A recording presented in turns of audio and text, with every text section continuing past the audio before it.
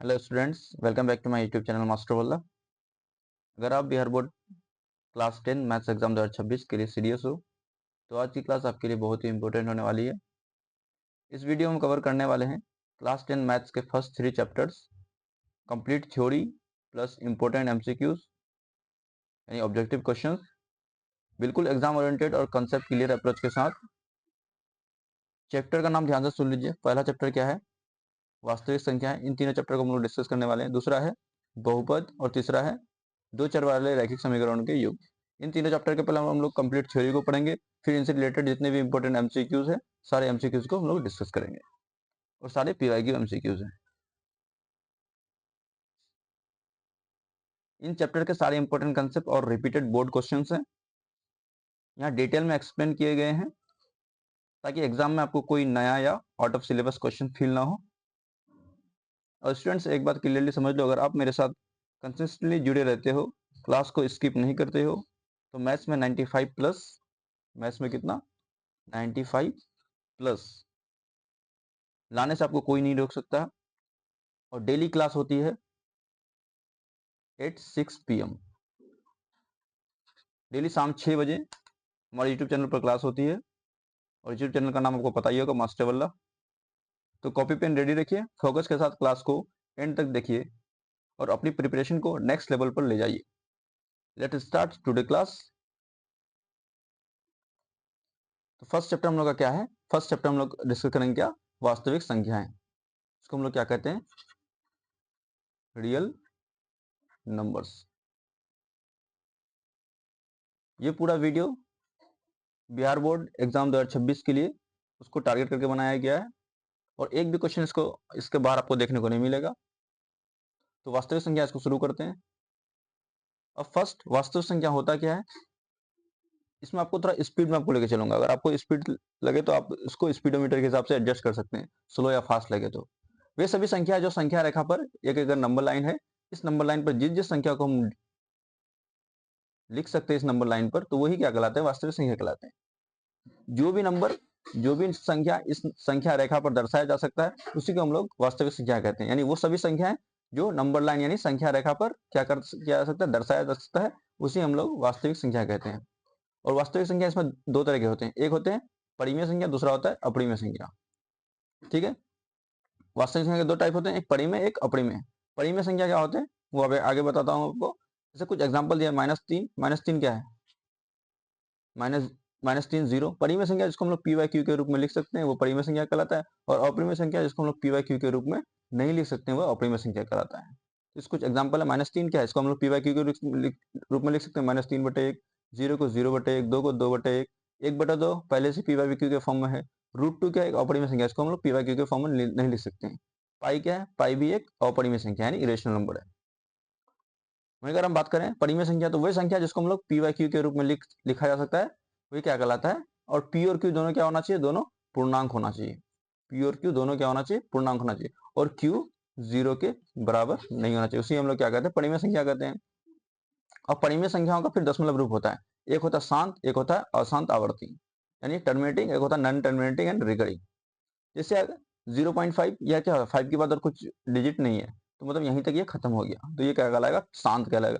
अशांत मतलब जो कभी रुकता ही नहीं है। अगर आप 1/3 को भाग देते हैं तो 0.3333 और ये चलते रहता है, ये कभी खत्म नहीं होता, इसीलिए हम कहते हैं इसको अशांत। एक तो शांत नहीं है, चलते रहता है तो अशांत, और जो रुकता नहीं है वही क्या कहलाता है? अशांत आवर्ती, नॉन टर्मिनेटिंग रिकरिंग। इसको हम लोग क्या लिख सकते हैं? और इसी को हम लोग 0.3, और जो रिपीट होता है बार बार, इसको हम लोग बार दे देते हैं। तो अशांत आवर्ती, एक था शांत। दो तरह के होते हैं परिमेय संख्या। अब बात करते हैं हम लोग अपरिमेय संख्या की, यानी इरेशनल नंबर। वह संख्या जिसको हम लोग पी वाई क्यू के रूप में नहीं लिखा जा सकता है, उसे हम लोग क्या कहते हैं? उसे अपरिमेय संख्या कहते हैं। और ये इसका दशमलव रूप कैसा होता है? अशांत तो होता है लेकिन अनावर्ती होता है, मतलब ये रिपीट भी नहीं करता है। जैसे आप √2 का वैल्यू निकालेंगे तो 1.41 इस तरह से बढ़ते रहता है, मतलब ये तो रुकता नहीं है, ऊपर से डिजिट भी चेंज होते रहता है, यानी सेम डिजिट नहीं आता है। इसलिए हम लोग अनावर्ती इसको कहते हैं। जिसपे आवर्त नहीं आता उसे अनावर्ती कहते हैं, और जो शांत, जो रुकता नहीं उसे अशांत कहते हैं। तो इसका दशमलव रूप कैसा क्या होगा? अशांत होगा और अनावर्ती होगा। जैसे √2, √3, √5, पाई, ये सब क्या है? अपरिमेय संख्या है। क्लियर? नेक्स्ट, यूक्लिड विभाजन विधि। एक होता है यूक्लिड विभाजन विधि। इसमें क्या होता है, जैसे हमको अब दिया हुआ रहेगा 15 एंड 20, इन दोनों को दिया हुआ रहेगा, बोलेगा यूक्लिड विभाजन द्वारा इनका एचसीएफ ज्ञात करें। तो ये विधि दो संख्याओं का एचसीएफ निकालने के लिए हम लोग यूज करते हैं। यूक्लिड विभाजन विधि, जब भी दो संख्या का हमें एचसीएफ निकालना हो तो इस विधि का यूज करते हैं। सबसे पहले हम क्या करते हैं, छोटी संख्या को, पहला स्टेप बड़ी संख्या को छोटी संख्या से भाग देते हैं। इसमें बड़ी संख्या क्या है 20, इसको हम लोग छोटी संख्या से भाग देंगे, यानी 15 से भाग देंगे। ठीक है, 15 एकम 15, बचा कितना 5, पहले भाग दीजिए। दूसरा स्टेप में क्या करता है, शेषफल जब तक हमारा जीरो ना हो जाए तो भाजक को शेषफल भाग देते ही रहना है, जब तक यहाँ जीरो ना आ जाए। तो फिर 5 को अब किससे भाग देंगे, जब पीछे वाला था उसको यहाँ लेके आ जाएंगे। 5 दिया 15, अब शेषफल क्या गया, शेषफल जीरो गया। जब तक शेषफल जीरो नहीं आएगा हमें भाग देते रहना है। जब शेषफल जीरो आ गया तो जस्ट इससे पहला जिससे हम भाग दिए थे वही इसका क्या कहलाता है, वही कहलाता है इसका एचसीएफ कहलाता है। और जब शेषफल जीरो हो जाए तो वही उसका एचसीएफ होता है। क्लियर? ये रिवीजन क्लास है तो आपको उतना डिटेल में नहीं बताया जाएगा, तब भी मैं मैक्सिमम कवर करने की कोशिश करता हूँ। यानी फंडामेंटल थ्योरम ऑफ अरिथमेटिक, एक फंडामेंटल थ्योरम ऑफ अरिथमेटिक, कोई भी कंपोजिट नंबर होता है भाज्य संख्या जो अपने से भाग हो, एक से भागो अपने से भागो, इसके अलावा दूसरा और एक नंबर से भागो, मतलब कम से कम एटलीस्ट 3 नंबर से भागो, तो वो क्या कहलाता है, वो कहलाता है कंपोजिट नंबर, यानी संयोजित संख्या कहलाता है। जैसे संयोजित संख्या क्या है, जो कम से कम 3 नंबर से भाग लगे। 8 क्या है, संयोजित संख्या 8 एक से भी भाग लगता है, 2 से भी लगता है, 4 से भी लगता है और खुद से भी लगता है, तो 4 नंबर से भाग लग रहा है। जो कम से कम 3 नंबर से भाग हो जाए उसे हम लोग क्या कहते हैं, उसे संयोजित संख्या कहते हैं। और किसी भी संयोजित संख्या को हम लोग क्या लिख सकते हैं, उसको अभाज्य गुणनखंड के रूप में उसको लिख सकते हैं।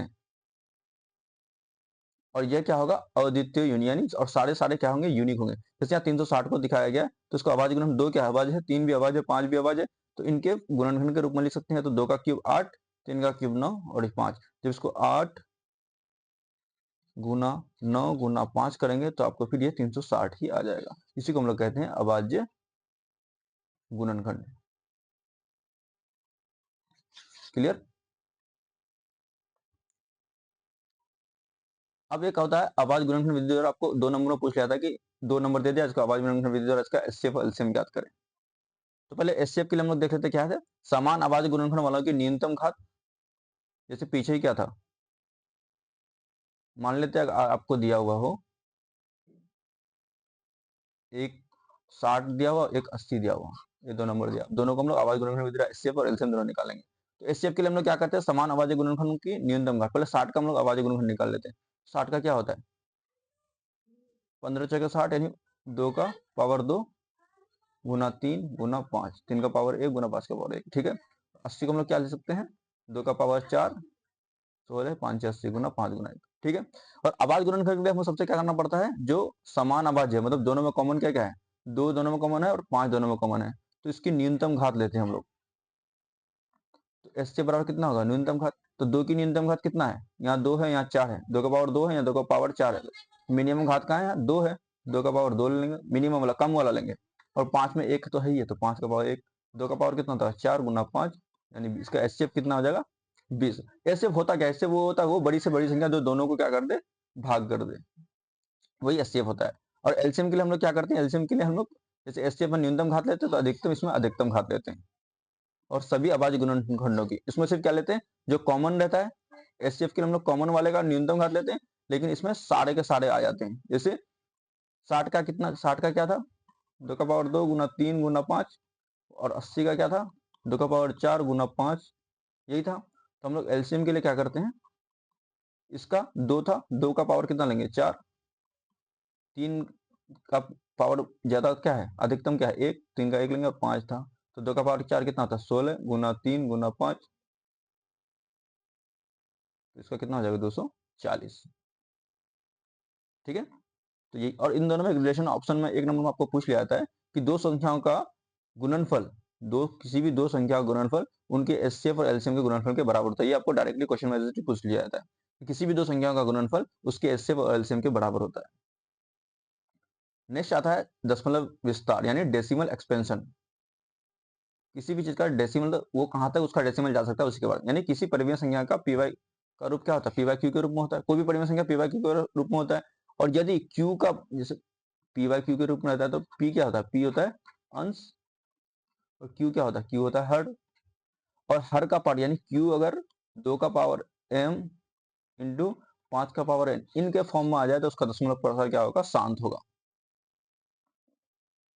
ठीक है, तो किसी भी दशमलव प्रसार किसी का भी शांत कब होगा, जब उसके q का मतलब हर वाला किसके पावर में, आवाज गुणन 2 और 5 के आवाज गुणन के पावर के रूप में हो तो उसका शांत होगा। इसके अलावा कुछ भी अगर इसमें 3 आ जाएगा, 4 आ जाएगा, 3 आ जाएगा और कुछ आ जाएगा, 7 आ जाएगा, तो वो क्या होगा, वो शांत नहीं होगा। तो शांत के लिए हमें क्या चाहिए, क्यू क्यू किसके पावर में होना चाहिए, 2 और 5 के गुणनफल के पावर के रूप में होना चाहिए।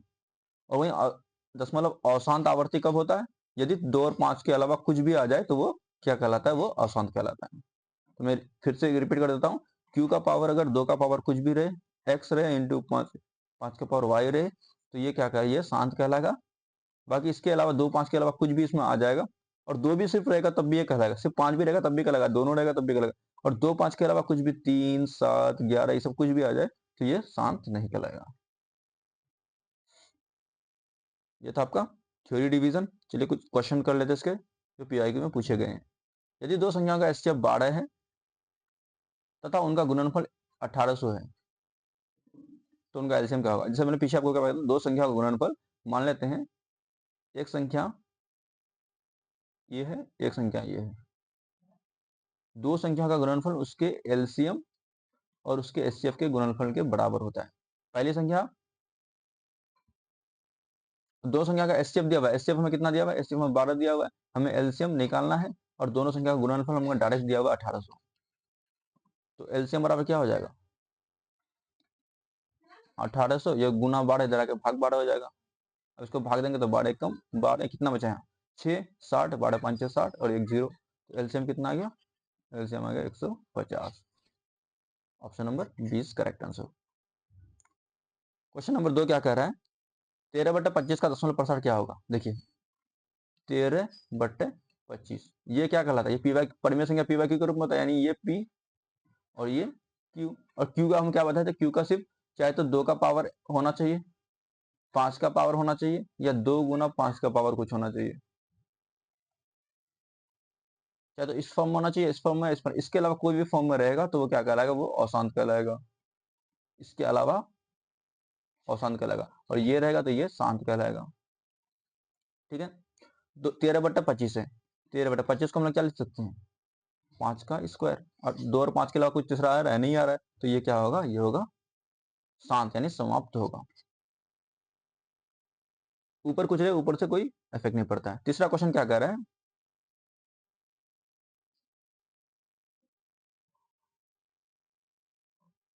तीसरा क्वेश्चन कह रहा है, यदि a बराबर 2 का पावर 3 इंटू 3, b बराबर इतना, तो इनका एचसीएफ क्या होगा। a बराबर कितना दिया है, 2 का क्यूब गुना 3, b दिया हुआ है 2 का स्क्वायर गुना 5। हमें पूछ रहा है एचसीएफ। एचसीएफ की क्या होता है कि जो कॉमन है, कॉमन इसमें क्या है, सिर्फ 2, और कॉमन एचसीएफ के लिए लिख लेते हैं हम। एचसीएफ के लिए हम लोग क्या करते हैं, जो दोनों में कॉमन वाले का मिनिमम घात, सबसे कम वाला घात, न्यूनतम, मिनिमम को हम लोग न्यूनतम भी कहते हैं। ठीक है, यानी एचसीएफ के लिए हम लोग क्या करते हैं, कॉमन निकालते हैं। तो एचसीएफ बराबर क्या है, कॉमन क्या है, कॉमन दोनों में सिर्फ 2 ही है, और 2 का कॉमन यहाँ 3 घात 3 है, यहाँ घात 2 है, तो हमें घात कौन सा चाहिए, न्यूनतम, तो घात 2 होगा, 2 का पावर 2 बराबर 4। Option number 20 correct answer. Next question, निम्न में से किस भिन्न का दशमलव प्रसार शांत, समाप्त को हम लोग शांत भी कहते हैं। अलग अलग आपको लैंग्वेज देखने को मिल सकता है कि शांत होगा। देखिए 7/15, 15 को हम लोग क्या लिख सकते हैं, 3 गुना 5, ये नंबर में 7। और यहाँ क्या होना है, 2 और 5 के अलावा कुछ नहीं है, लेकिन यहाँ 3 आ गया तो ये शांत होगा, शांत नहीं होगा। 13/20, 20 को हम लोग क्या लिख सकते हैं, 4 5 20, 13/4 को हम लोग क्या, 2 का स्क्वायर गुना 5, यानी 2 और 5 के अलावा इसमें कुछ नहीं, तो ये शांत होगा।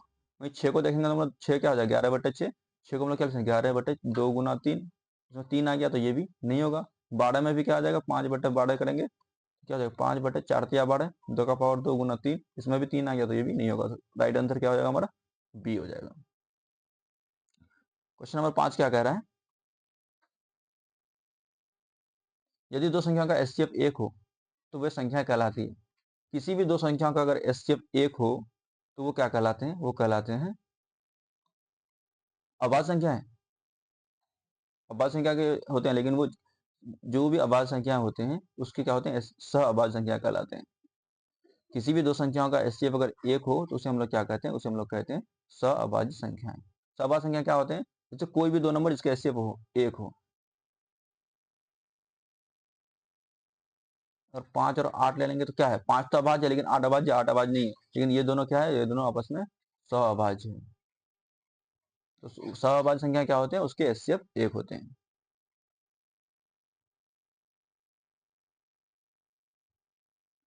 यूक्लिड व्ययन द्वारा, एल्गोरिथम द्वारा 135 तथा 225 का एचसीएफ ज्ञात करना है। अब देखिए method, objective question of method कोई सा भी मेथड आप कोई सा भी यूज कर सकते हैं, लेकिन अब जब आपको क्वेश्चन नंबर में सब्जेक्टिव पूछेगा तो सब्जेक्टिव में आपको यही मेथड यूज करना ही पड़ेगा 100%।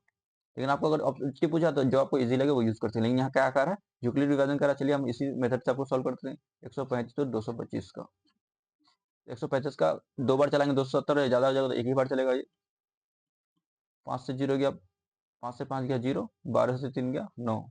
इस 90 को फिर ये पीछे वाला को यहाँ लेके आ जाएंगे, पीछे क्या था 135 था, इस 135 को यहाँ लेके आ जाएंगे, और जब तक शेषफल 0 ना आए ये भाग देते रहेंगे।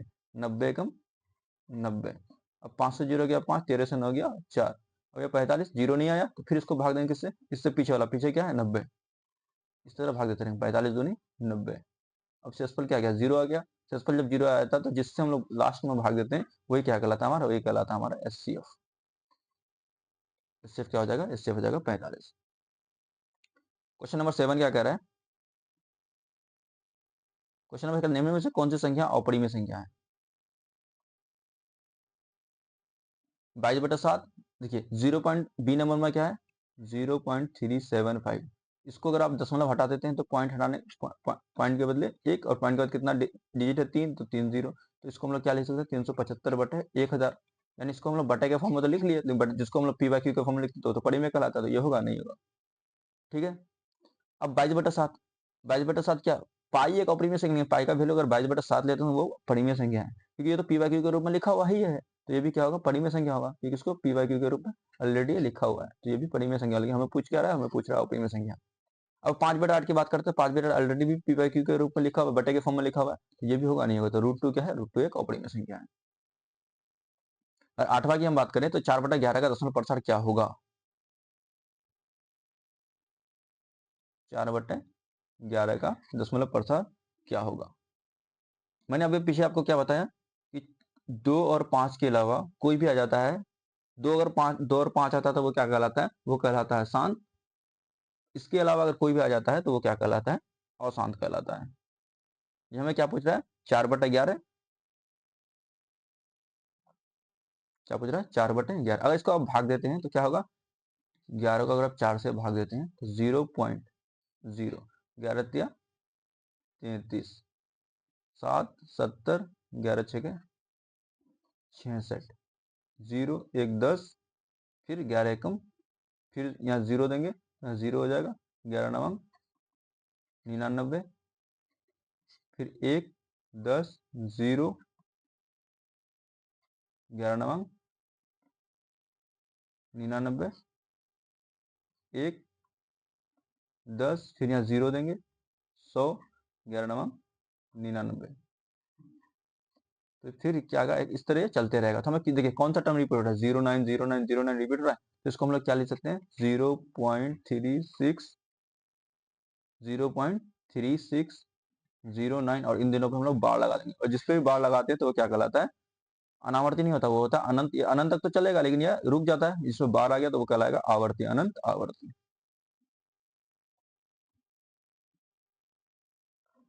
एचसीएफ a, b का है तो उनका एलसीएम क्या होगा, किसी भी दो संख्या का एचसीएफ अगर कॉमन एक है तो वो क्या होगा, दोनों, अभी मैंने आपको बताया क्या, सहभाज कहलाएगा, दोनों क्या कहलाएगा, सहभाज कहलाएगा। और किसी भी दो सहभाज का एलसीएम जो होता है दोनों का गुणनफल होता है, गुणनफल होता है। दोनों का गुणनफल क्या होगा, ए इंटू बी, ए और बी का गुणनफल A into B, option C is correct answer. इसमें क्या कह रहा है कि दो परिमेय संख्या का दशमलव प्रसार समाप्त होता है, यानी वो क्या होता है, शांत होता है। यदि उनके हर में केवल कौन से अभाज्य गुणनफल में, देखिए मैंने आपको ये पिछला कॉन्सेप्ट बताया, उसी पे क्वेश्चन आ गया। यदि उसके अभाज्य गुणनफल में 2 और 5 होना, चाहे तो 2 आएगा या फिर सिर्फ 5, या 2 और 5 दोनों होना चाहिए। 2 और 3 ये तो नहीं होगा, 2 और 3 था, 3 का तो हम बात ही नहीं किए थे, हम बात किए 2 और 5 होना चाहिए सिर्फ, तो ये होगा नहीं होगा। 3 और 5, 3 तो आना नहीं चाहिए, 3 आना चाहिए नहीं, तो केवल 2 और 5 आए तभी वो क्या कहलाता है, शांत कहलाता है। नेक्स्ट क्वेश्चन, यदि किसी भिन्न का दशमलव प्रसार अनंत आवर्ती है, अनंत तक तो चलता है लेकिन किसी पर वो बार आ जाता है, जैसे ऊपर में से बार देते हैं ना, वो बार आ जाता है, तो उसका हर क्या होगा, केवल 2 का घात होगा, केवल 2 और 5 का घात होगा, 2 और 5 के अतिरिक्त अन्य अभाज्य गुणनखंड रखता है, या 10 का गुणज होगा। देखिए केवल 2 का घात रहेगा तो वो क्या कहलाएगा, अनंत आवर्ती निकला, वो कहलाएगा शांत। 5 का रहेगा तब भी वो कहलाएगा शांत, और 2 10 10 मतलब क्या हो गया, 2 और 5, 2 गुना 5 को ही तो 10 कहते हैं, और 2 और 5 रहेगा तो वो भी शांत कहलाएगा, यानी 2 और 5 को छोड़कर कुछ भी रहेगा तो वो अनंत आवर्ती कहलाएगा। अब क्या, यदि दो संख्याओं का एलसीएम 180 है, एचसीएफ 6 है, तो उनका गुणनफल क्या होगा। मैंने अभी आपको क्या बताया कि दो संख्याओं का गुणनफल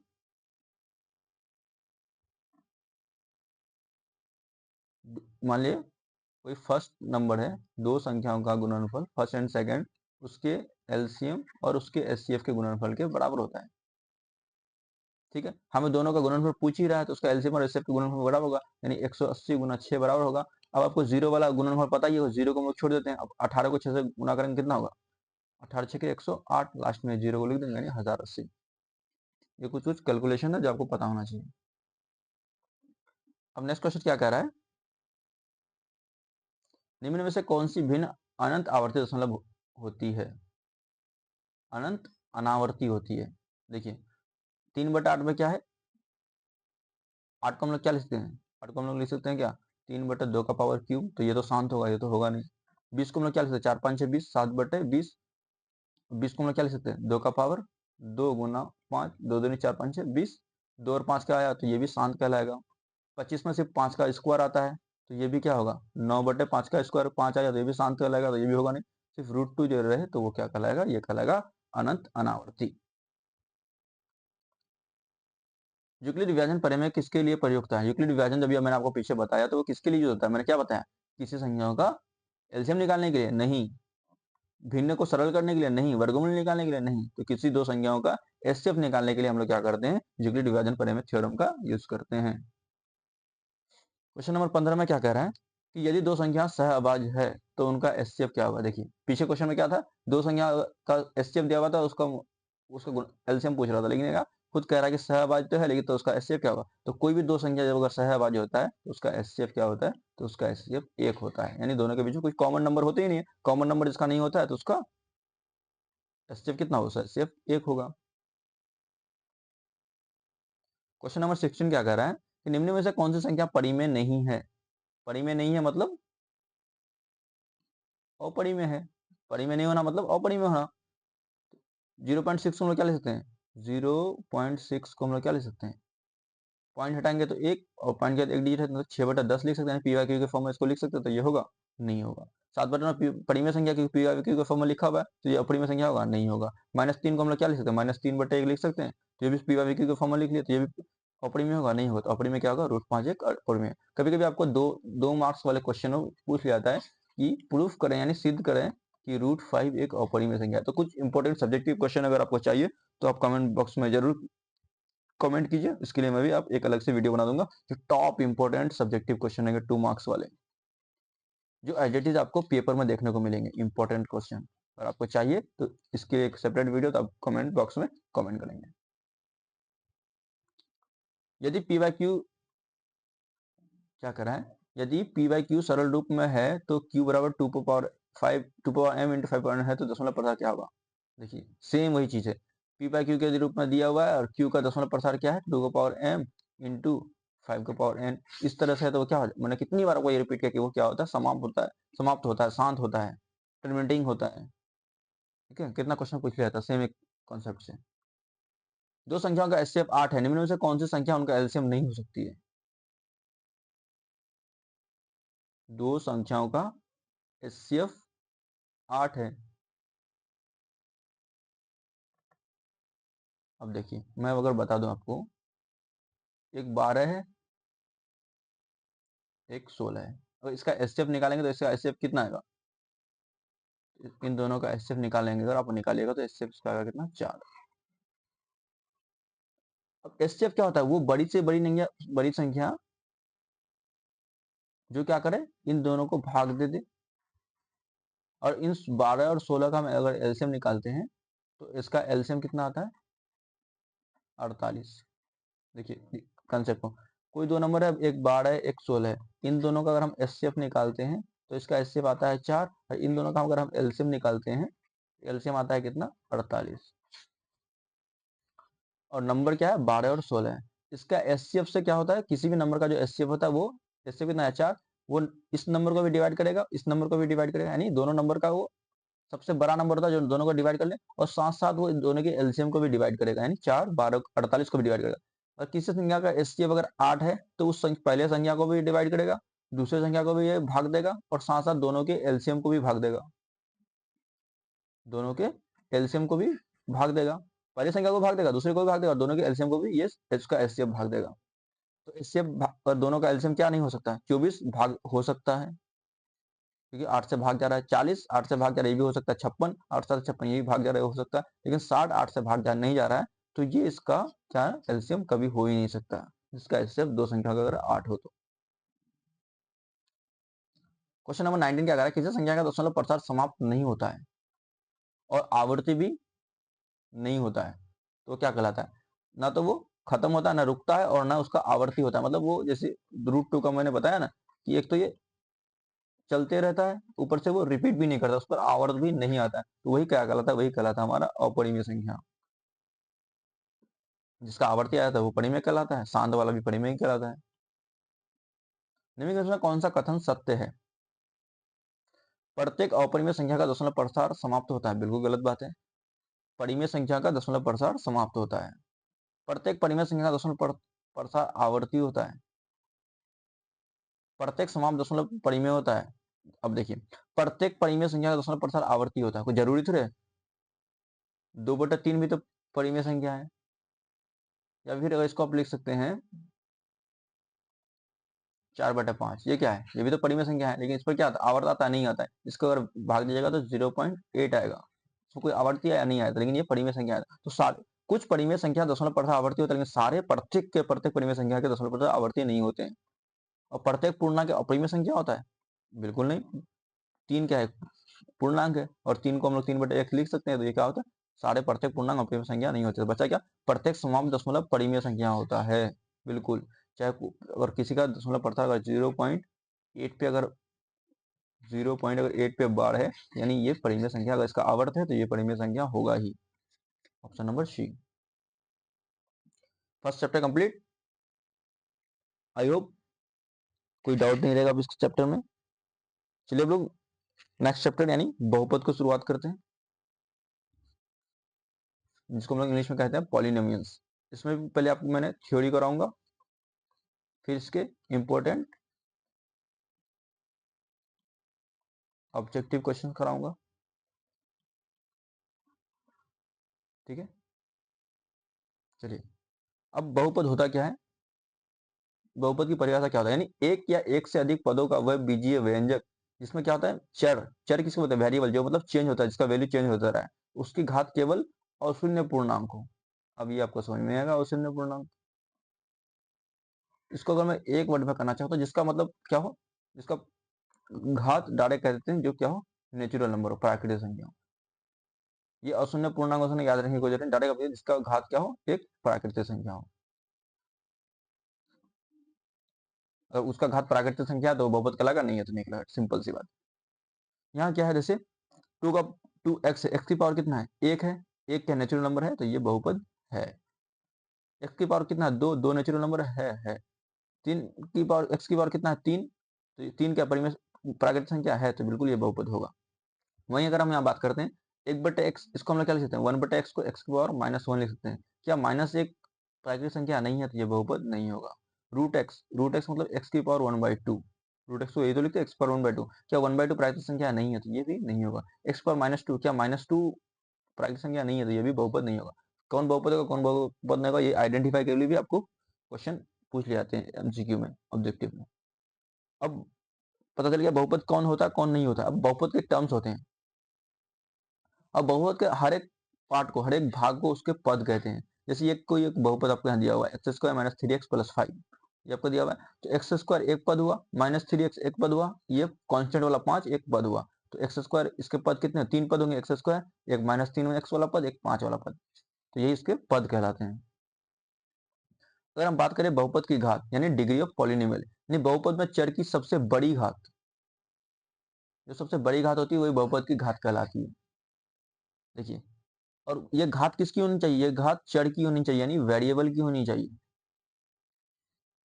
चर की जो सबसे बड़ी घात होती है वही बहुपद की घात कहलाती है। इसमें कोई चर है तो उसकी घात 0, इसमें चर कितना है x, x की पावर कितना है 1, तो इसकी घात क्या कहलाएगी 1। इसमें x की पावर कितनी है 2, तो इसकी घात क्या कहलाएगी 2। इसमें x की पावर 3 भी है और x की पावर 1 भी है, लेकिन हमें क्या चाहिए, सबसे बड़ी वाली घात चाहिए। तो x की पावर बड़ी कौन है 3, तो इसकी घात क्या हो जाएगी 3 हो जाएगी। आई होप क्लियर की सबसे बहुपद की घात उसकी यानी डिग्री ऑफ पॉलिनोमियल, बहुपद की घात क्या होती है, यानी चर वाले की सबसे बड़ी घात को हम लोग बहुपद की घात कहते हैं। अब बहुपद के कुछ प्रकार होते हैं। पहला हम लोग उसके प्रकार पढ़ लेते हैं किसके आधार पर, पदों की संख्या के आधार पर। एक पद, एक पदी जिसमें सिर्फ एक ही पद होते हैं, जैसे 2x हो रह गया, 5 रह गया, 4 रह गया, एक्स स्क्वायर है, जिसमें एक पद रहेगा उसको हम लोग एक पदी कहते हैं। द्विपदी यानी बाइनोमियल, जिसमें दो पद रहते हैं, यानी x प्लस 2 हुआ, एक्स स्क्वायर प्लस एक्स, इसमें कितना पद हुआ, एक ये दो पद हो गया। X cube plus x square, ये दो पदी हुआ, ये द्विपदी हो गया। एक होता है त्रिपदी, जिसमें तीन पद, जैसे एक पदीय, एक पदीय, एक पदीय, जिसमें तीन पद हो तीन त्रिपदी कहलाता है, जिसमें दो पद हो द्विपदी कहलाता है, जिसमें एक पद हो एक पदी कहलाता है। पहला तो हम लोग किसके पद के आधार पर कर लिया। अब दूसरा हम लोग करते हैं घात के आधार पर। किसके आधार पर, घात के आधार पर। घात के आधार पर एक रैखिक बहुपद होता है जिसका घात क्या हो, एक हो। जैसे इसमें एक्स की घात क्या है एक, तो ये क्या कहलाएगा, ये रैखिक बहुपद कहलाएगा। एक होता है द्विघात बहुपद जिसको हम लोग क्वाड्रेटिक कहते हैं, जिसकी घात दो हो। अब इसकी नहीं देखना, इसका हाईएस्ट घात हम लोग की बहुपद की घात क्या होती है, जिसका हाईएस्ट पावर दो हो तो द्विघात कहलाएगा। इसका सबसे अधिकतम घात कितना हो, इसमें यहाँ एक भी है दो भी तीन है, लेकिन अधिकतम क्या है 3 है, तो ये घन बहुपद कहलाएगा, यानी क्यूब। इसको हम लोग त्रिघात भी कहते हैं। घन बहुपद को हम लोग त्रिघात बहुपद भी कहते हैं। तो किसी बहुपद के सबसे अधिक पावर को हम लोग उसका क्या कहते हैं, घात कहते हैं, और जिसका घात 3 होगा वो त्रिघात बहुपद कहलाएगा। अब बात करते हैं हम लोग बहुपद के शून्यक। मान लो कोई एक बहुपद है पी एक्स एक्स स्क्वायर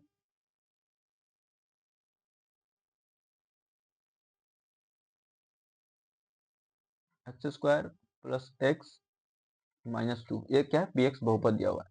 अब इस x के किस मान के लिए अगर मैं यहाँ पी एक्स के जगह कुछ रखता हूँ, मान लेते हैं यहाँ कुछ रखता हूँ, जिसके लिए इस वैल्यू का मान अगर 0 के बराबर हो जाए, तो ये जो हम लोग यहाँ वैल्यू रखते हैं, इसमें जो वैल्यू रखते हैं वही उसका शून्य कहलाता है। अगर हम p का वैल्यू अगर मान लेते हैं हम 2 लग देते हैं, p2 कितना आ जाएगा 2 का स्क्वायर 4 प्लस 2 माइनस 2 तो प्लस होगा, ये 4 आया 0 आया नहीं आया, तो p2 इसका शून्य होगा नहीं होगा। और वहीं हमारा p1 रख देते हैं, यानी x की जगह पे 1 रख देंगे, तो 1 का स्क्वायर प्लस 1 माइनस 2, 1 का स्क्वायर 1 प्लस 1 माइनस 2, 2 माइनस 2 बराबर 0। तो 1 क्या होगा, 1 इसका शून्य कहलाएगा।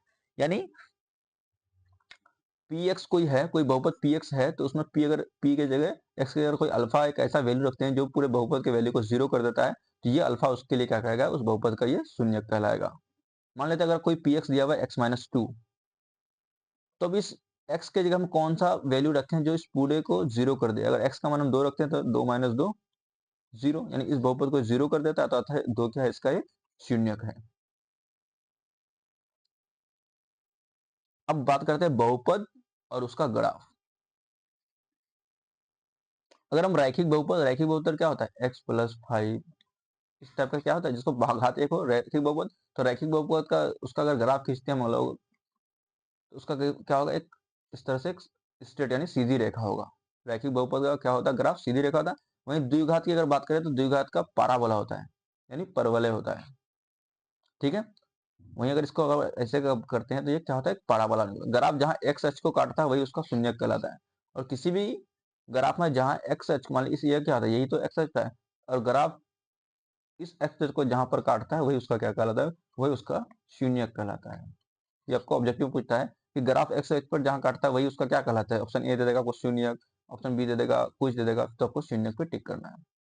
अब शून्य की संख्या कोई रैखिक बहुपद है, रैखिक बहुपद मतलब उसकी घात क्या होगा, एक, तो उसकी अधिकतम जिसकी बहुपद एक हो, बहुपद की घात अगर एक है तो उसका शून्यक भी मैक्सिमम एक ही होगा। बहुपद की घात अगर दो है तो उसके शून्यक की संख्या भी दो होगा अधिकतम। बहुपद की घात अगर तीन है यानी x cube plus 2x² plus 1, इस टाइप का अगर कोई एक बहुपद है इसकी घात क्या है, तीन है, तो इसका भी शून्य कितना निकलेगा, तीन निकलेगा। अब बात करते हैं शून्यकों और गुणांक के बीच का संबंध। हम पहले द्विघात बहुपद के लिए जान लेते हैं। द्विघात बहुपद का सामान्य रूप क्या होता है, ax² plus bx plus c। और इसका शून्य अगर हम अगर मान लेते हैं कोई दो शून्यक है और एक अल्फा है और एक बीटा है, तो अगर इन दोनों शून्यकों को अगर हम लोग जोड़ लेते हैं अल्फा प्लस बीटा, तो ये क्या होता है, एक्स का कोफिशिएंट के साथ माइनस लगा देंगे, माइनस बी बाई ए। वहीं अगर दोनों को हम लोग शून्य को अगर गुना कर लेते हैं अल्फा इंटू बीटा, तो होता है ये सी बाई ए, जो आपको यहाँ लिखा हुआ है। तो दो शून्यों का योग माइनस बी बाई ए और दो शून्यों का गुणनफल सी बाई ए।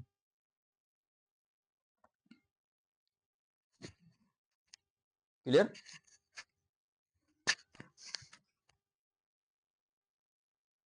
वो द्विघात बहुपद का था। वहीं अगर घन बहुपद या उसको हम लोग क्या कहते हैं, त्रिघात बहुपद। अगर त्रिघात बहुपद की बात करें तो इसका सामान्य रूप क्या होता है, A X cube plus B X square plus C X plus D. D क्या होता है, कांस्टेंट टर्म होता है।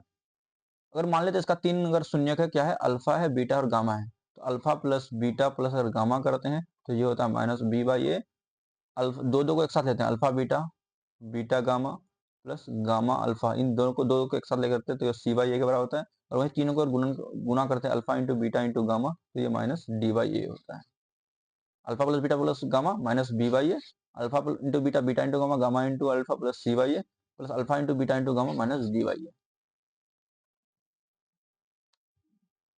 अब कुछ अगर मान लिया कोई द्विघात बहुपद है, उसके हमें दो शून्यक दिए हुए हैं, एक अल्फा एक बीटा, दो शून्यक दिए हुए हैं, मुझे इन दोनों शून्यकों का तो हमें वो बहुपद ज्ञात करें। तो बहुपद ज्ञात करने के लिए तो वो क्या होता है, उसका फॉर्मूला होता है पी एक्स बराबर क्या हो जाता है, एक्स स्क्वायर माइनस कर देंगे या अल्फा प्लस बीटा कर देंगे, इसको एक्स के साथ मल्टीप्लाई कर देंगे, फिर प्लस लगा देंगे, फिर अल्फा इंटू बीटा कर देंगे, और वही उसी को यहाँ गुणनफल के फॉर्म में अगर इसको आप अगर एक्सपेंड करते हैं तो सेम ऐसा ही आता है। ये आपको ज्यादा इजी पड़ता है। एक्स स्क्वायर पहले लिख देंगे, माइनस कर देंगे, अल्फा प्लस बीटा दोनों को जोड़ के उसको एक्स के साथ गुना करके लिख देंगे, प्लस अल्फा इंटू गुना करके यहाँ लिख देंगे, ये कहलाता है आपका बहुपद। चलिए अब क्वेश्चन करते हैं। निम्न में से कौन सा बहुपद है, बहुपद के लिए हम क्या बताए थे, जिसका पावर क्या हो, एक प्राकृतिक संख्या हो, जिसका घात क्या हो, प्राकृतिक संख्या। रूट एक्स को हम लोग क्या लिखते हैं, one x power one by two. One by two प्राकृतिक संख्या है, नहीं है, one by x. One by x को अगर आप इसमें लिखेंगे तो वन बटे एक्स को हम क्या लिख सकते हैं, एक्स पावर माइनस वन। क्या माइनस वन एक प्राकृतिक संख्या है, तो ये नहीं है, तो ये भी नहीं होगा। एक्स पावर माइनस वन, क्या माइनस वन एक प्राकृतिक संख्या है, नहीं है, तो एक्स स्क्वायर क्या है, ये यहाँ पावर दो है, तो दो क्या है, प्राकृतिक संख्या है। बहुपद पांच का घात होगा, क्या होगा, अगर यहाँ x प्लस पांच रहता तो घात क्या होता, एक। X square plus x plus पांच रहता तो घात क्या होता, दो। X cube plus two x square plus three रहता तो घात क्या होता, तीन। यहाँ सिर्फ पांच दिया हुआ है, एक बहुपद है जिसका सिर्फ पांच है, सिर्फ क्या है, वो बहुपद पांच है, तो उसमें घात क्या होगा, घात कुछ है नहीं है, तो घात क्या होगा, घात शून्य होगा। एक्स का कोई मतलब चार वाला टर्म ही नहीं है, तो क्या होगा, घात इसका जीरो होगा। यदि पी एक्स बराबर एक्स माइनस थ्री, तो इसका शून्य क्या होगा। शून्य के लिए हम सबसे पहले सिंपल इजी क्या करते हैं, पी एक्स में एक्स मान मतलब यहाँ पी के जगह हम लोग एक्स के जगह हम लोग यहाँ क्या लें, जो इसको ये जीरो कर दे, इसको ये जीरो कर देते, तो सिंपल हम लोग क्या करते हैं, एक्स माइनस थ्री दिया हुआ है, इसको जीरो के वैल्यू हम लोग पुश कर देते हैं, एक्स माइनस थ्री को हम लोग जीरो के बराबर रख देते हैं, एक्स बराबर माइनस तीन हो जाएगा प्लस तीन, मतलब एक्स का मान हम लोग यहाँ पी अगर थ्री लेते हैं तो एक्स की जगह तीन माइनस तीन बराबर जीरो, यानी एक्स का इसका शून्य क्या कहलाएगा, तीन कहलाएगा। एक द्विघात बहुपद के अधिकतम कितने शून्य हो सकते हैं, क्या क्या आ रहा है, द्विघात बहुपद के क्या होते हैं, घात कितनी होते हैं, घात मतलब मैक्सिमम पावर, अधिकतम घात, द्विघात बहुपद में अधिकतम घात कितने होते हैं, दो, और जिसका अगर अधिकतम घात दो ही है तो उसका शून्य भी कितना होगा, अधिकतम 2 ही हो सकते हैं। बहुपद एक्स स्क्वायर माइनस 9 के शून्य के लिए मैंने आपको क्या बताया, सिंपली इसको एक्स स्क्वायर माइनस 9 को 0 के बराबर पुट कर दो, एक्स स्क्वायर माइनस 9 उधर जाके प्लस 9, तो एक्स बराबर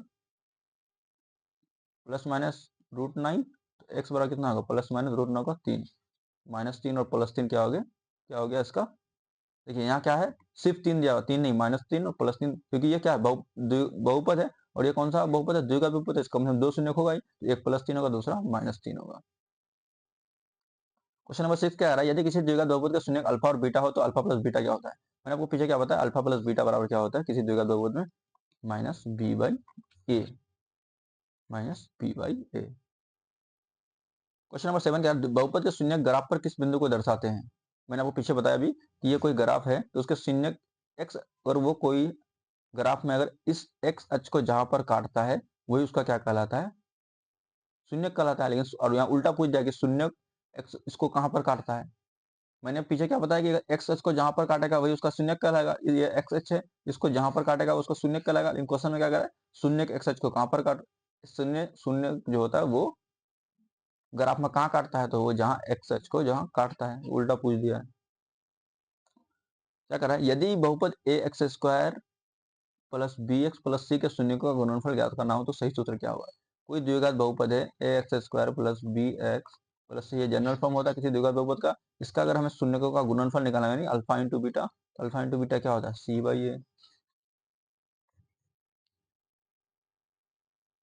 यदि किसी बहुपद के शून्य 2 और -3 है तो निम्न में से कौन सा बहुपद सही है। मैंने आपको क्या बताया, बहुपद बराबर क्या होता है, एक्स स्क्वायर करना है माइनस अल्फा प्लस बीटा, यानी दोनों शून्य का जोड़ करके उसको एक्स का गुना कर देना, प्लस अल्फा इंटू बीटा कर देना है। अब अल्फा प्लस बीटा पहले हम निकाल लेते हैं, अल्फा प्लस बीटा, अल्फा क्या है 2 प्लस बीटा क्या है -3, यानी 2 - 3 बराबर -1। अल्फा इंटू बीटा कर लेते अगर हम लोग, तो अल्फा इंटू बीटा कितना है, 2 गुना -3 बराबर -6। Alpha into beta -6, alpha plus beta -1 आ गया, तो हम यहाँ वैल्यू पुट करते हैं, x square minus alpha plus beta के जगह हम लोग क्या लिखेंगे, -1 into x plus alpha into beta के जगह हम लोग -6 लिख देंगे। एक्स स्क्वायर माइनस माइनस क्या हो जाएगा, प्लस एक्स और -6, x square plus x minus x square plus x -6। Option is correct answer. रैखिक बहुपद का ग्राफ किस प्रकार का होता है। रैखिक बहुपद मैंने आपको क्या बताया, द्विघात रहेगा तो क्या होता है, ये परवलय किसका होता है, ये द्विघात का होता है। और तो रैखिक का होता है, रैखिक का एक सीधी रेखा होता है। द्विघात रहेगा तो वो क्या, द्विघात का परवलय होता है, लेकिन रैखिक का सीधी रेखा होता है। बहुपद x square minus 4x square plus x की घात क्या है। घात क्या होता है, घात होता है अधिकतम घात, किसी बहुपद का अधिकतम घात उस बहुपद का ही घात कहलाता है। तो इसका अधिकतम घात कितना है, इसका अधिकतम घात यहाँ 3 है, यहाँ 2 है, यहाँ 1 है, यहाँ 3 है, यहाँ 2 है, यहाँ 1 है, तो अधिकतम घात कितना है, 3 है, तो इस बहुपद का घात 3 हो जाएगा। ये सारे आपके पीवाई की पीछे पूछा गया क्वेश्चन आपके बिहार बोर्ड में। निम्न में से कौन सा कथन सही है, अब यह कथन वाला पूछ दिया। हर बहुपद का एक शून्य होता है, मान लेते कोई रैखिक बहुपद है x+5, चलो इसका एक शून्य होगा क्योंकि इसका घात 1 है। अभी आपको मैंने क्या बताया, x square plus 2x plus 3, ये कोई द्विघात बहुपद है तो क्या इसका भी एक ही शून्य होगा, नहीं, जितना घात होता है उतना शून्य होता है। तो इसका द्विघात यानी 2 घात है, 2 घात है तो मतलब इसका शून्य कितना का 2 होगा, तो हर एक बहुपद का शून्य एक नहीं होता है। घन बहुपद के अधिकतम 3 शून्य होते हैं, उसका शून्य हमेशा धनात्मक होते हैं, बिल्कुल नहीं। पीछे आपने देखा ना, एक निकला था +3, एक निकला था -3, 2 शून्य निकला था, एक प्लस था एक माइनस था, तो हमेशा ये धनात्मक नहीं होते हैं। बहुपद की घात ऋणात्मक हो सकती है, बिल्कुल नहीं। मैंने क्या होता है, बहुपद की घात हमेशा क्या होनी चाहिए, प्राकृतिक संख्या होना चाहिए। और प्राकृतिक संख्या क्या कभी धनात्मक होती है, ऋणात्मक होती है, नहीं होती है ऋणात्मक, तो हमेशा प्राकृतिक संख्या होना चाहिए, तो ये भी नहीं होगा। और घन बहुपद के अधिकतम 3 शून्य, घन बहुपद मतलब x³ plus 2x square plus 3x plus 4, इस टाइप का कोई अगर त्रिघात बहुपद है तो इस बहुपद का घात कितना होगा, 3, और 3 घात है तो इसका शून्य भी कितना निकलेगा, इसका शून्य भी 3 निकलेगा। तो घन बहुपद के हमेशा जो शून्य होते हैं वो 3 होते हैं, अधिकतम 3 ही होते हैं। यदि P1 बराबर 0 है तो P1 क्या कहलाता है। देखिए मैंने क्या बताया, Px अगर मान लिया कहीं बराबर दिया हुआ है x-1, अगर हम P1 का वैल्यू रख देते हैं तो x की जगह 1 - 1 बराबर 0, तो ये 1 क्या कहलाता है, x के जगह पर जो वैल्यू हम रखते थे वही उसका क्या कहलाता है, वही उसका क्या कहलाता है, वही कहलाता है उसका शून्य। यानी शून्य कैसा x का वैल्यू होता है जिस पर पूरा बहुपद क्या हो जाए, 0 हो जाए, तो वो क्या कहलाता है, शून्य कहलाता है। द्विघात बहुपद का ग्राफ किसे कहते हैं? द्विघात बहुपद का ग्राफ कैसा होता है? तो मैंने आपको बताया, जो सीधी रेखा होता है, सीधी रेखा क्या होता है, रैखिक बहुपद का ग्राफ होता है। और द्विघात की बात है तो वह परवलय होता है। यदि किसी बहुपद का शून्यक अल्फा बीटा गामा हो तो बहुपद किस प्रकार का होगा? तीन बहुपद है तो अधिकतम घात यहाँ 3 है, तो अधिकतम घात 3 का किसका हो सकता है? तो वो त्रिघात बहुपद का। द्विघात का अगर 2 रहता, अल्फा बीटा रहता, तो वो द्विघात होता। त्रिघात है यानी 3 अल्फा बीटा गामा 3 शून्यक है, तो त्रिघात बहुपद होगा। त्रिघात बहुपद को हम लोग घन भी कहते हैं, घन मतलब क्यूब होता 3 ही, तो घन बहुपद भी कहते हैं। यदि किसी द्विघात बहुपद के शून्य का योग 1 हो, शून्य का योग 1 हो, यानी अल्फा प्लस बीटा हमें दिया हुआ है 1, और शून्य का गुणनफल -6 यानी अल्फा इंटू बीटा दिया हुआ है -6, तो इनमें से कौन सा बहुपद सही हो सकता है? ठीक है, तो हम लोग निकाल लेते हैं। बहुपद बराबर क्या होता है? X square minus alpha plus beta into x plus alpha into beta. X square minus alpha plus beta हम लोग निकाल लेते हैं। अल्फा अल्फा प्लस बीटा दिया ही हुआ है 1, तो 1 into x alpha into beta में दिया हुआ है -6।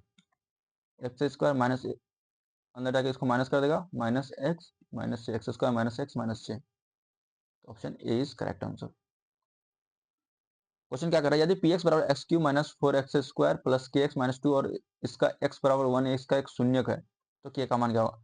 कोई भी शून्यक रहता है तो क्या करता है, इस वैल्यू को वो सेटिस्फाई करता है। यानी अगर x का मान हम इसको रख देंगे तो 0 के बराबर आ जाएगा। हमें px दिया हुआ कितना, x cube minus 4x square plus के एक्स माइनस 2। अगर x बराबर 1 इसका शून्यक है तो ये इस वैल्यू को, यानी P1 अगर इसका शून्य है तो P1 बराबर 0 आएगा। अब 1 इसका वैल्यू रख देते हैं, तो यहाँ 1 का क्यूब -4 गुना 1 का स्क्वायर प्लस के गुना 1 -2, ये किसके बराबर हो जाएगा, ये 0 के बराबर होगा। 1 का क्यूब 1 ही होगा, -4 गुना 1 का स्क्वायर, 1 गुना 4 4 प्लस के गुना 1 बराबर के, -2 बराबर 0। अब 1 -4 और -2 कितना हो जाएगा, -6 प्लस के बराबर 0। 1 में से 6 जाएगा तो -5 प्लस के बराबर 0, तो के बराबर -5 हो जाएगा, +5 हो जाएगा। के का वैल्यू कितना आ जाएगा, 5 आ जाएगा। यदि किसी द्विघात बहुपद के शून्यक 2 और 3 -3 है तो उस बहुपद का वो कौन सा रूप होगा जिसका स्थिर पद 6 है? वही हमें मतलब बहुपद ही निकालने का रहा है। तो बहुपद का शून्यक 2 और 3 है, यानी अल्फा प्लस बीटा हम पहले निकाल लेते हैं। कितना आ जाएगा, 2 प्लस -3 कितना आ जाएगा, 2 -3 बराबर -1। अल्फा इंटू बीटा निकाल लेते हैं हम। अल्फा इंटू बीटा कितना हो जाएगा, 2 गुना -3 बराबर -6। बहुपद बराबर क्या होगा,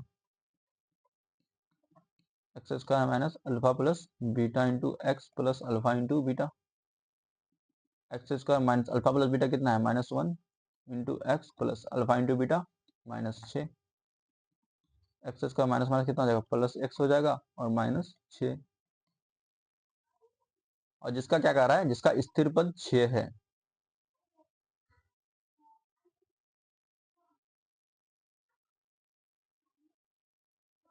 तो स्थिर पद जिसका 6 होगा तो क्या हो जाएगा, x square plus x minus 6, x square plus x minus 6। Option A is correct answer. यदि किसी द्विघात बहुपद ग्राफ एक्स अक्ष को केवल एक ही बिंदु पर स्पर्श करता है तो उस बहुपद के शून्य के बारे में आप क्या सत्य है? ये को दो लाइन है। यदि किसी द्विघात बहुपद के ग्राफ एक्स अक्ष को केवल एक ही बिंदु पर स्पर्श करता है तो उस बहुपद के शून्य के बारे में क्या सत्य है? तो कोई भी बहुपद अगर एक्स अक्ष को केवल एक्स अक्ष को केवल अगर एक ही बिंदु पर स्पर्श करता है तो उस बहुपद के शून्य जो होते हैं हमेशा क्या होते हैं, दोनों शून्य आपस में समान होते हैं। और शून्य समान होगा तभी एक ही को, नहीं तो दो पर करेगा। कि द्विघात बहुपद में क्या होते हैं, द्विघात बहुपद में घात कितनी होती है, दो। दो घात है तो इसका शून्य भी कितना निकलेगा, शून्य भी 2 निकलेगा। और शून्य कहलाता है एक्स अक्ष को कहां पर काटता है, इसको क्या कहलाता है, शून्य कहलाता है। तो इसका शून्य 2 है तो दो अलग अलग जगह पर काटेगा, लेकिन दोनों अगर काटता एक ही जगह पर है तो यानी दोनों शून्य क्या आपस में समान होगा, तभी एक ही जगह पर काटेगा। Second chapter complete. और हम लोग मूव करते हैं हम लोग का थर्ड चैप्टर जो कहलाता है दो चर वाले रैखिक समीकरणों के युग्म।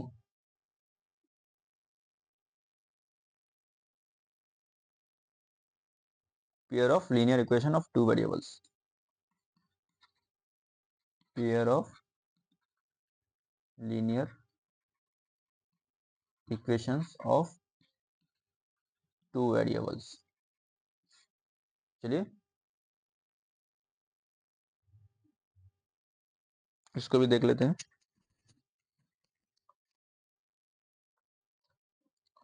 अब दो चर वाला रैखिक समीकरण क्या होता है? देखिए जिस समीकरण में दो चर यानी एक्स और वाई, चर क्या, चर मतलब वेरिएबल जिसका वैल्यू चेंज होता हो, और वो क्या हो, उसका कितना होना चाहिए, वो दो होना चाहिए, एक एक्स वाई हो या वाई जेड हो, कुछ भी हो, और प्रत्येक चर की घात क्या होना चाहिए, है क्या है तो ये रैखिक समीकरण, तो घात कितना होना चाहिए, एक होना चाहिए। उसी हम लोग दो चर वाला रैखिक समीकरण है। तो एक ऐसा समीकरण जिसमें क्या हो, दो चर हो और वो रैखिक हो, नाम में ही छुपा हुआ है इसका मीनिंग, इसका परिभाषा नाम है। एक ऐसा समीकरण जिसमें दो चर हो और दोनों चरों का क्या हो, घात रैखिक हो यानी एक हो, तो वही क्या कहलाता है, दो चर वाला रैखिक समीकरण कहलाता है। उसका सामान्य रूप क्या होता है, सामान्य रूप होता है A X plus B Y plus C. देखिए अब इसमें एक चर ये हो गया, एक चर, दो चर हो गया, और सबका घात क्या है, एक एक है, तो ये दो चर वाला रैखिक समीकरण कहलाता है। और जहां पर क्या होता है, ए बी सी क्या है, तीनों के तीनों क्या होते हैं, वास्तविक होते हैं, और ए और बी, ए कॉमा बी, ये कभी भी शून्य नहीं हो सकता है। भले सी का वैल्यू जीरो आ जाए, लेकिन ए और बी क्या होता है, कभी भी जीरो नहीं होना चाहिए। एग्जाम्पल दिया हुआ है आपका 2x प्लस 3y माइनस 5 बराबर जीरो, और दूसरा क्या एग्जाम्पल क्या दिया हुआ है, x माइनस वाई प्लस 7 बराबर जीरो। ये क्या है, दो चर वाले, जिसमें दो चर क्या है, x और y, ये दो चर है और दोनों का घात एक है, दो चर वाले रैखिक समीकरण कहलाएंगे ये। अगर हम बात करते हैं दूसरा क्या है कि दो चर वाले दो रैखिक समीकरणों का युग्म। वहां तो एक की हम बात की, अब दो रैखिक समीकरण एक साथ दिए जाते हैं तो उन्हें दो चर वाले रैखिक समीकरण का युग्म कहते हैं। जब भी हमें दो रैखिक समीकरण एक साथ दिए जाते हैं तो उसे हम लोग क्या कहते हैं, उसे हम लोग कहते हैं दो चर वाले रैखिक समीकरणों का युग्म। उसका सामान्य रूप क्या होता है, ए वन एक्स, एक ही था तो हम लोग ए ले लेते हैं, लेकिन दो है तब ए वन ए टू लेंगे, A one X plus B one Y plus C one बराबर जीरो। ये एक समीकरण का हो गया। दूसरा समीकरण A two X plus B two Y plus C two बराबर जीरो। ये क्या हो गया, दो रैखिक समीकरण है। अब इसका सोल्यूशन की हम लोग बात करते हैं। अब सोल्यूशन क्या कहलाता है, इसका युग्म का हल क्या कहलाता है, यानी वे एक्स और वाई का वो मान जो दोनों समीकरण को क्या कर ले, दोनों समीकरण को संतुष्ट कर ले। एक्स और वाई का वैसा ऐसा मान जो दोनों समीकरण को संतुष्ट कर ले, वही इसका क्या कहलाता है, वही इसका हल कहलाता है। और इसको अगर ग्राफ में आप करते हैं, इसको अगर आप ग्राफ में करते हैं तो ग्राफ में इसका सोल्यूशन कहाँ होता है, इसका हल कहाँ होता है, जहां पर दोनों लाइन एक दूसरे को क्या करती है, काटती है। मान लो एक लाइन ये हो गया, एक लाइन ये हो गया, इस बिंदु पर अगर एक दूसरे को क्या कर रहा है, काट रहा है, तो यही बिंदु मान लो एक्स और वाई पर काट रहा है, तो यही एक्स और वाई उसका क्या कहलाएगा, उसका ये हल कहलाएगा। यानी दोनों रेखाएं ग्राफ में एक दूसरे को जिस पॉइंट पर काटती है, वही पॉइंट उस दोनों का क्या कहलाती है, वही उस दोनों पॉइंट का क्या कहलाती है, हल कहलाती है। यानी हल वह हल ग्राफ पर वह बिंदु होता है जहां दोनों एक दूसरे को क्या करती है, काटती है। अब हम लोग बात करते हैं ग्राफ द्वारा हल की प्रकृति। अगर दोनों लाइन एक दूसरे को एक बिंदु पर काटे, सिर्फ एक ही बिंदु पर काटे हैं, तो उसका एक हल होगा। अगर समांतर रेखा है, दोनों मतलब इस तरह चल रहा है, एक दूसरे को कहीं काट ही नहीं रहा, पैरेलल है, समांतर है, तो उसका कोई हल नहीं होगा। और एक दूसरे पर क्या है, अध्यारोपित, यानी एक लाइन यहाँ है, दूसरा भी उसी के ऊपर है, एक लाइन ये है, दूसरा भी इसी के ऊपर है, तो क्या कहलाएगा, उसका अनंत फलन होगा। मतलब हर बिंदु पर एक दूसरे को काट कर, अगर एक ही के ऊपर में दूसरा है, तो हर हर जगह दूसरे को क्या कर रहा है, काट रहा है, तो इसका क्या हल कितना हो जाएगा, अनंत हो जाएगा। ये तो आपका ग्राफिकल मेथड जो मैंने बताया। अब हम लोग बात करते हैं अल्जेब्रिक मेथड, यानी बीजीय विधियां, जैसे हम लोग पेन पेपर में सॉल्व करते हैं। वो तो ग्राफ में तो बहुत टाइम लग जाएगा आपको उस तरह, हमें जल्दी आंसर चाहिए, तो उसके लिए हम लोग क्या करते हैं, कौन सा, अल्जेब्रिक मेथड यानी बीजीय विधि करते हैं। इसमें भी तीन मेथड आते हैं, एक होता है प्रतिस्थापन विधि। इसमें हम लोग क्या करते हैं, मान ले A one X plus B one Y plus C one बराबर जीरो, एक दिया हुआ समीकरण। दूसरा क्या है, A two X plus B two Y plus C two बराबर जीरो। इसमें हम लोग क्या करते हैं कि इधर जैसे हम लोग है ना, ये पहला वाला इक्वेशन ले लेते हैं हम लोग, A one X plus B one Y plus C one बराबर जीरो है, तो हम लोग पहले क्या करते हैं, इसमें A one X plus B one Y, C one को जो ले आएंगे तो माइनस सी वन हो जाएगा। अब ए वन एक्स वहीं रहने थे, माइनस सी वन हो जाएगा, और इधर माइनस जाके बी वन वाई हो जाएगा। ठीक है, अब एक्स का वैल्यू कितना है, minus C one minus B one Y बटे a1। अब x का वैल्यू आ गया, उसको फिर x का वैल्यू को हम लोग इस समीकरण में रखते हैं तो वही क्या कहलाता है, वही कहलाता है सब्स्टिट्यूशन मेथड यानी प्रतिस्थापन विधि। ये होता है प्रति। दूसरा होता है विलोपन विधि यानी एलिमिनेशन मेथड। हम लोग क्या करते हैं, मान लो कोई 2x प्लस 3y बराबर 5 दिया हुआ है या -5 बराबर 0 दिया हुआ है, और यहाँ क्या दिया हुआ है 3x प्लस 4y माइनस 2 बराबर 0। तो हम लोग क्या करते हैं, इसको पहले 3 से गुना करेंगे तो यहाँ भी 6x हो जाएगा, और इसको इस समीकरण को 3 से गुना करेंगे 6x प्लस यहाँ कितना हो जाएगा 9y हो जाएगा, यहाँ 15 हो जाएगा। सेम उसी तरह हम लोग इसको 2 से गुना करेंगे तो यहाँ भी 6x हो जाएगा, यहाँ कितना हो जाएगा 8y हो जाएगा, और यहाँ 6 6 बराबर हो जाता है, फिर इसको हम लोग घटा करके एक दूसरे को कैंसिल कर देते हैं। तो इस तरह से हम लोग करते हैं एलिमिनेशन मेथड में, दोनों समीकरणों को एक चर के गुणांक को समान करते हैं, फिर जोड़ या घटाकर चर घटाए जाते हैं तथा दूसरा चर हमें मिल जाता है इस तरह से। तीसरा होता है क्रॉस मल्टीप्लिकेशन मेथड यानी क्रॉस गुणन विधि। इस समीकरण में क्या होता है, जैसे एक समीकरण दिया हुआ है a1x plus b1y plus c1 एक दिया हुआ है, दूसरा a2x plus b2y plus c2 दिया हुआ है, जिसका एक फार्मूला होता है हल करने का क्रॉस गुणन विधि में कि x बटे ये वाला है इसका पहला x बटे b1c2 माइनस b2c1। देख रहे हैं, x ले लेंगे इसका ये वाला x b1c2 माइनस b2c1 बराबर होगा y बटे, अब y ले लेंगे तो इसको छोड़ देंगे, अब c1, अब यहाँ y ले लिए तो क्या हो जाएगा c1a2, c1 कहाँ है c1a2,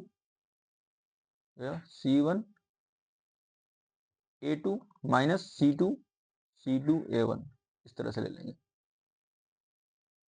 सेम उसी तरह 1 बटा a1 b2 minus a2 b1, ये होता है हमारा क्रॉस मल्टीप्लिकेशन मेथड। फॉर्मूला आपको पता ही होगा, it is just a revision class. अब हम लेते हैं हल के अस्तित्व की शर्तें।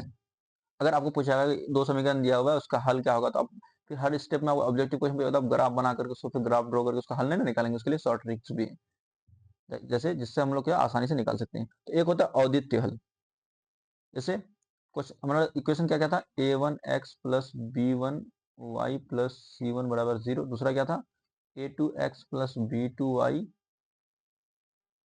प्लस c2 बराबर 0, ये दोनों इक्वेशन था। अगर a1 बटे a2 बराबर नहीं होता b1 बटे b2 तो हम कह देंगे कि ये क्या है, यह है क्या, यह है अद्वितीय हल। ठीक है, वहीं अगर हम बात करते हैं a1 बटे a2 बराबर b1 बटे b2 आता है, लेकिन ये बराबर अगर c1 बटे c2 के बराबर नहीं आता है तो इसमें हम लोग कह देंगे कोई हल नहीं है। अगर तीनों आपस में बराबर होता है तो हम कह देंगे इसका अनंत हल है। ठीक है, अब क्या करें, निम्नलिखित युग्म 2x प्लस 3y। अब इसमें देखिए a1 हमें क्या दिया हुआ है 2, b1 3, c1 इसको इधर ले आएंगे c1 कितना हो जाएगा माइनस, इसको पहले हम लोग ऐसे कर लेंगे 2x प्लस 3y माइनस 11 बराबर 0, दूसरा क्या हो जाएगा 4x प्लस 6y माइनस 22 बराबर 0। a1 b1 c1 कितना हो जाएगा -11, a2 बराबर 4, b2 बराबर 6 और c2 बराबर -22। अब a1 बटे a2 निकाल लेते हैं, 2 बटे 4 बराबर 1 बटे 2, b1 बटे b2 निकाल लेते हैं,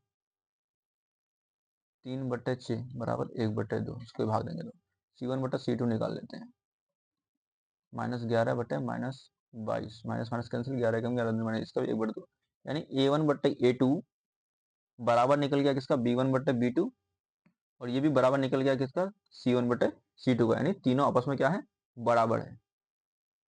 a1 बटे a2 बराबर b1 बटे b2, लिख देता हूँ यहाँ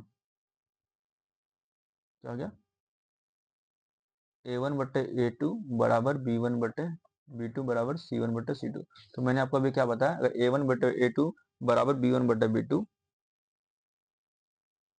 बराबर c1 बटे c2 है तो इसके कितने हल होंगे, इसके अनंत हल होंगे। ठीक है,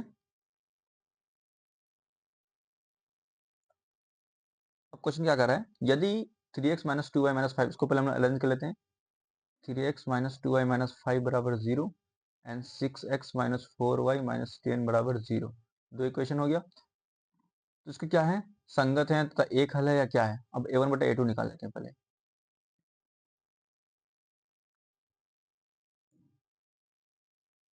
3 बटे 6 बराबर 1 बटे 2, b1/b2 निकाल लेते हैं, -2/-4, ये भी 1/2। c1/c2 निकाल लेते हैं तो -5/-10, ये भी 1/2। यानी a1/a2 बराबर निकल गया b1/b2 बराबर निकल गया c1/c2। तो इसके कितने हल होते हैं? इसके एक हल होंगे? नहीं, इसके अनंत हल होंगे। अनंत हल होंगे। और क्या होता है, ये संगत होता है या नहीं? अगर a1/a2 बराबर b1/b2 और बराबर c1/c2 हो तो इसके क्या कितने हल होंगे? पहली बात, ये एक हल तो होगा नहीं इसका।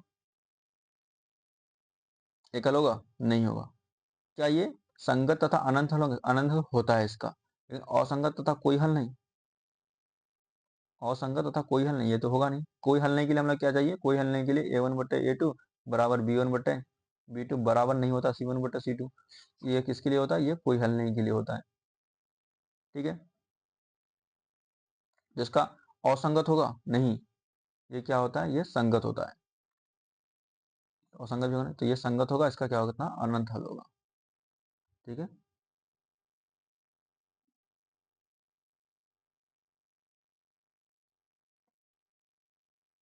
निम्नलिखित में किस युग्म का कोई हल नहीं होगा?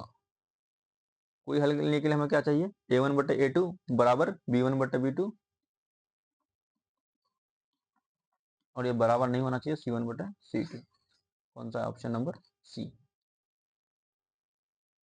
के किस मान के लिए निम्न समीकरण का कोई हल नहीं होगा? कोई हल नहीं के लिए हमें क्या चाहिए? a1/a2 बराबर b1/b2 और बराबर नहीं होना चाहिए c1/c2। तो हम इस दोनों से ही पहले सॉल्व कर लेते हैं। a1/a2 इसको हम लोग सॉल्व करते हैं तो kx प्लस 3y माइनस 1 बराबर 0 और 6x प्लस ky माइनस 2 बराबर 0। ठीक है। अब इसमें a1 कितना है? a1 है k b1 3 c1 minus 1। a2 कितना? 6 b2 k and c2 minus 2। हम लोग निकाल लेते हैं a1/a2 बराबर इन दोनों से a1/a2 बराबर b1/b2। a1/a2 कितना है? k/6 बराबर 3/k। अब क्रॉस मल्टीप्लाई कर देते हैं तो k इंटू के कितना हो जाएगा? इसको इसके साथ गुना कर देंगे, इसको इसके साथ कर देंगे तो k इंटू के स्क्वायर बराबर 6×18। के बराबर कितना हो जाएगा? Under root of +-18। Under root of +-18 कौन सा है? ऑप्शन नंबर आपका डी। ऑप्शन नंबर डी क्या है? +-18। यदि दो रेखीय समीकरणों का ग्राफ एक ही रेखा होता है तो दो हलों की संख्या कितनी होती है? यदि दो समीकरण है, मान ली एक समीकरण ये है और दूसरा भी क्या है?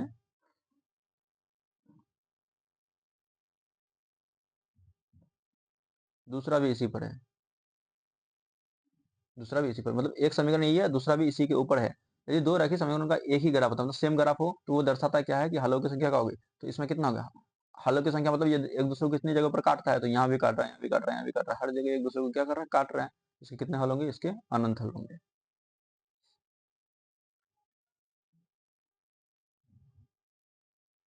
अगर यदि निम्न में से कौन सा युग्म संगत तथा स्वतंत्र है?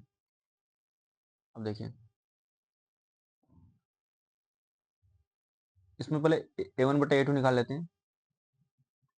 a1/a2 कितना हो जाएगा? 2/4 b1/b2 1/2। 2/4 को भी हम लोग 1/2 ही ले सकते हैं तथा c1/c2 1/2। इसमें कितना? a1/a2 बराबर b1/b2 तथा c1/c2। लेकिन फिर भी यहाँ क्या पूछ रहा है? स्वतंत्र। इसके लिए हम देख लेते हैं क्या होना चाहिए। a1 स्वतंत्र मतलब इसका कोई हल नहीं होना चाहिए। a1/a2 बराबर b1/b2 और बराबर नहीं होना चाहिए c1/c2 के। इस तरह होना चाहिए। अब देख लीजिए, इसमें a1/a2 बराबर आ रहा है b1/b2 बराबर आ रहा है c1/c2। ए नंबर ऑप्शन में तो ये होगा, ये नहीं होगा।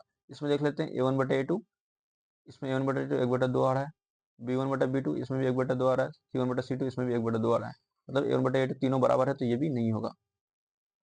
अगर हम इसकी बात करें तो a1/b2 1/2 आ रहा है, b1/b2 -1 ये भी 1/2 आ रहा है और c1/c2 1/2। ये भी आ रहा है 1/7, तो ये भी नहीं होगा। तो इसमें देखिए A1/A2 कितना आ रहा है 3/6, मतलब 1/2। B1/B2 कितना आ रहा है 2/1, 3/6। अच्छा, यहाँ क्या बोला, स्वतंत्र होना चाहिए, मतलब उसका क्या होना चाहिए, संगत तो होना चाहिए लेकिन स्वतंत्र होना चाहिए। तो A1/A2 एक दूसरे से मतलब अलग होते, A1/A2 बराबर नहीं होना चाहिए B1/B2 के, और बराबर नहीं होना चाहिए C1/C2 के। 1/2 और B1/B2 निकालते हैं तो 2/1 बराबर 2, और C1/C2 निकालते हैं हम लोग तो कितना आ गया 5/9। तो ये A1/A2 बराबर नहीं होता, B1/B2 बराबर नहीं C1/C2 के। तो option number C is correct.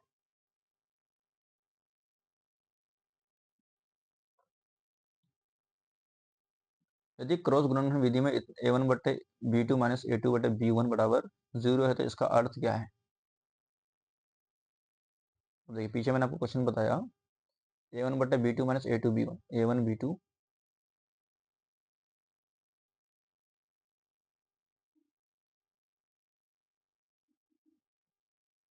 देखिए इसका वैल्यू हमें 0 दिया हुआ है, इसका वैल्यू हमें क्या कह रहा है, इसका वैल्यू हमें 0 कह रहा है। इसका वैल्यू अगर 0 होगा तो हम लोग x को, अगर x या y किसी को भी 0 से मल्टीप्लाई करेंगे तो कितना हो जाएगा 0 ही हो जाएगा। और x और y का वैल्यू अगर 0 आ जाए तो इसका आंसर कितना हो जाएगा, तो इसका आंसर हो जाएगा हल कोई नहीं। अगर x और वैल्यू अगर x और y का वैल्यू निकलना चाहिए, लेकिन यहाँ क्या हो जाए x और y ही 0 हो जा रहा है, तो ये कोई होगा, कोई हल निश्चित नहीं है। निम्नलिखित समीकरणों का युग्म है, और इसमें A1/A2 निकल, बदल देख ले, इसको सही कर लेते हैं। x माइनस 2y माइनस 4 बराबर 0, दूसरा क्या है 2x माइनस 4y माइनस 5 बराबर 0। A1/A2 निकाल लेते हैं, 1/2, B1/B2 निकाल लेते हैं, -2/-4, यानी ये भी 1/2, और C1/C2 निकाल लेते हैं, तो -4/-5 बराबर 4/5। A1/A2 बराबर B1/B2 बराबर नहीं है कितना C1/C2, तो ये क्या कहलाएंगे, ये कहलाएंगे आपका असंगत। दो चर वाले रैखिक समीकरण का युग्म का ग्राफीय हल दर्शाता है।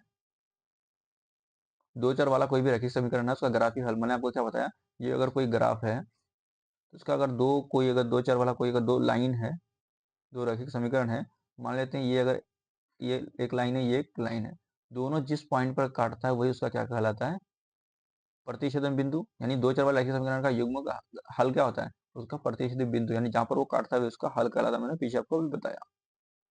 तो क्या कहलाएगा, उसका हल कहलाएगा। तो वो हल क्या होता है, वो हल होता है उसका रेखाओं का प्रतिच्छेदी बिंदु। यदि A1/A2 बराबर नहीं B1/B2 तो युग्म के हलों की संख्या होगी। अगर A1/A2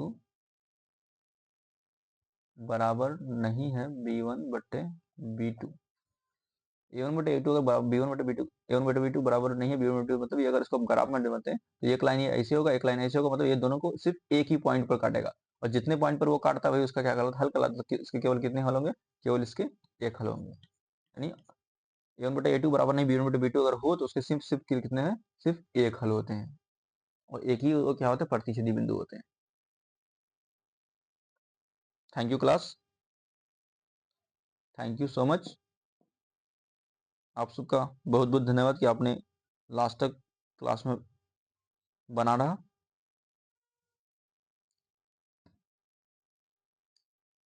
अगर आपको आज का लेक्चर थोड़ा सा भी अच्छा लगा हो तो चैनल को सब्सक्राइब कर देंगे,